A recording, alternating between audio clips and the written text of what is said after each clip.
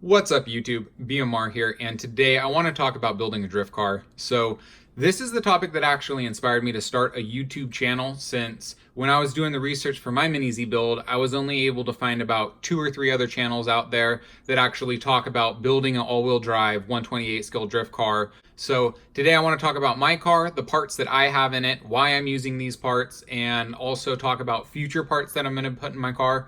I'm going to be doing this in phases for the build. I've completed my first phase of upgrades. I'll talk about my phase 2 and phase 3 upgrades later in the video. So anyways, I hope this helps somebody out there, and let's get started with square one. All right, so the most basic thing that you need on your car for drifting is drift tires.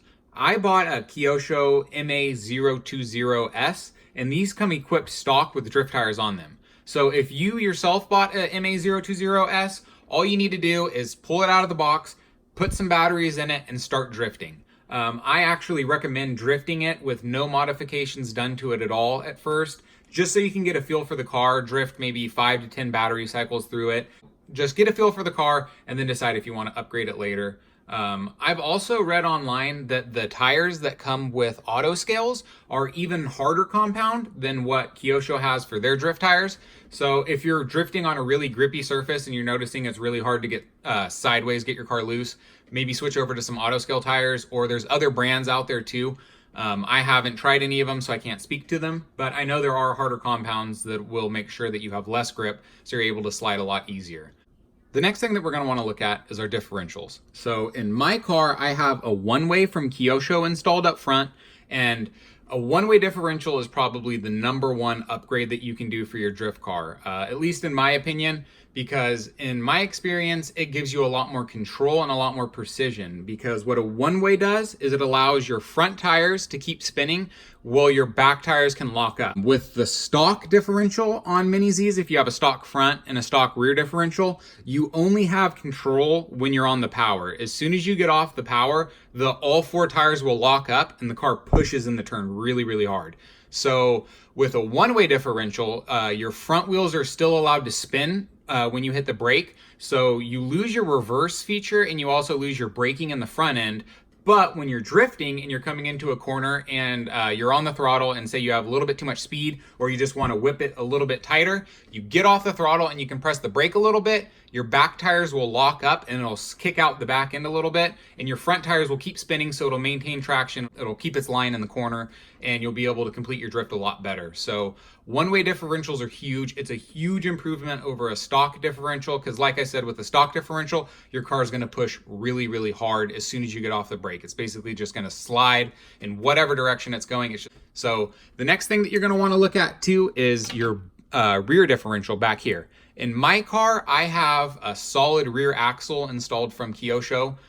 If you don't want to go ahead and buy an axle, you can actually just modify the stock differential by locking it. So you just pull all these screws back here, you open up your differential, and you just pour some glue in there basically, and it'll lock up your differential. It'll make it so you can never unlock it again.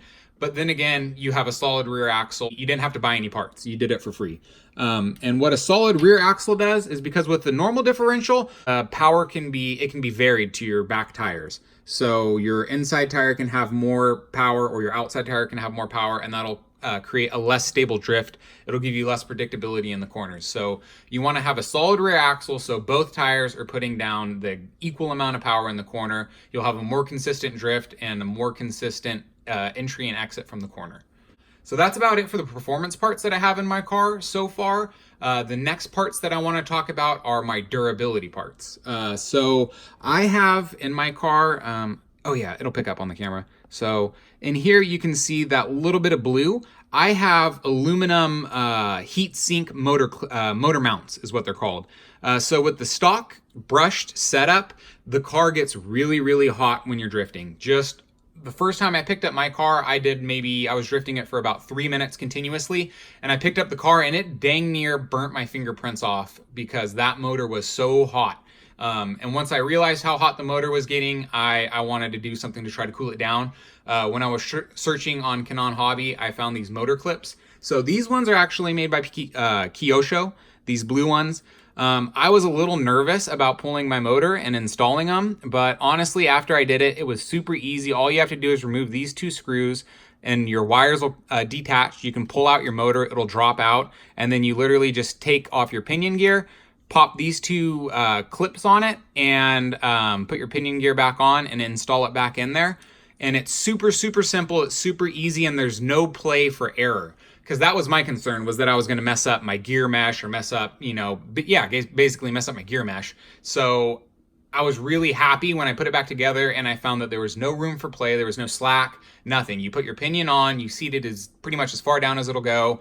Make sure your clips are in the right position, and you pop your motor in, and everything lines up perfectly smooth, nothing binds. So I was really happy with the install. So this part, it was a little daunting for me, but after I installed it, I was very happy with it. And like I said, this is probably the #1 durability upgrade that you can do for your car, because it'll help keep your motor cooler. And with a brush system, you're going to get really hot, and heat is the enemy for a brush motor. It's just going to melt it over time, and it's just going to kill your motor. So you definitely want aluminum clips. And then I went ahead and got a motor, this little clip from Canon Hobby.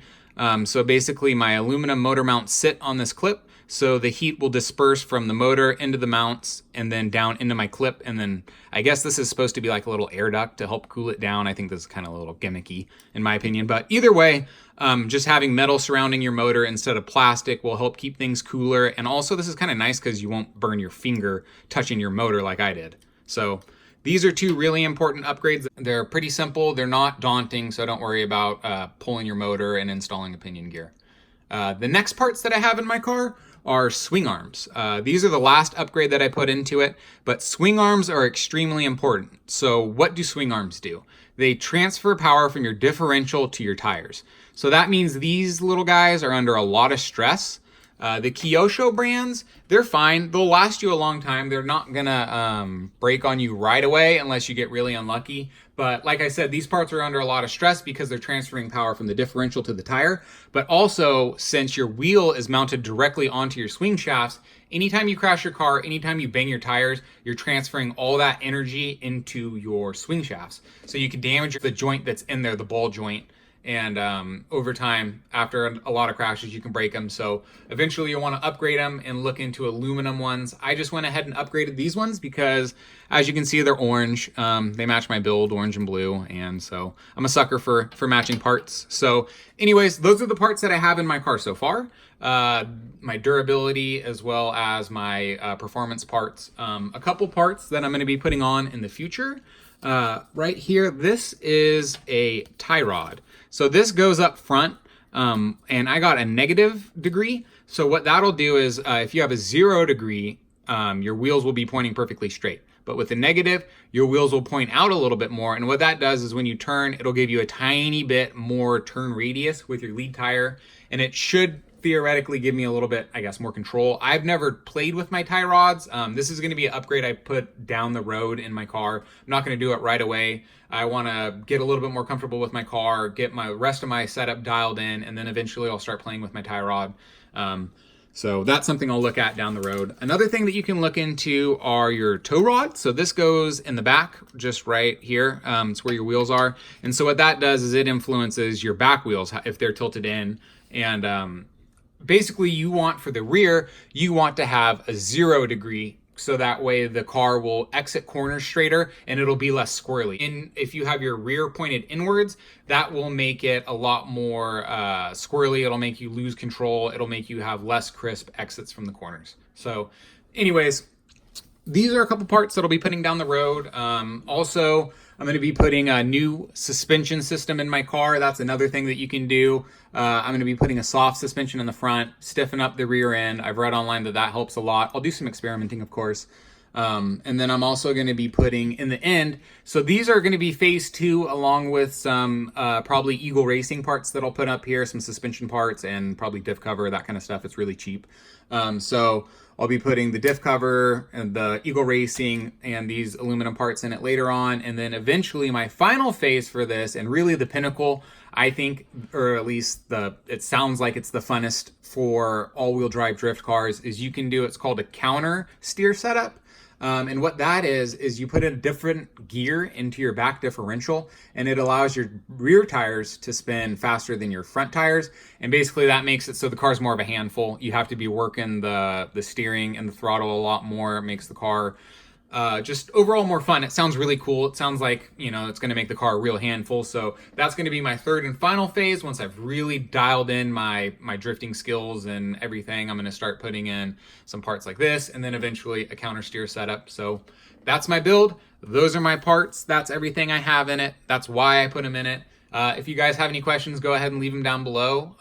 Hope you guys enjoy the video, and see you guys next time.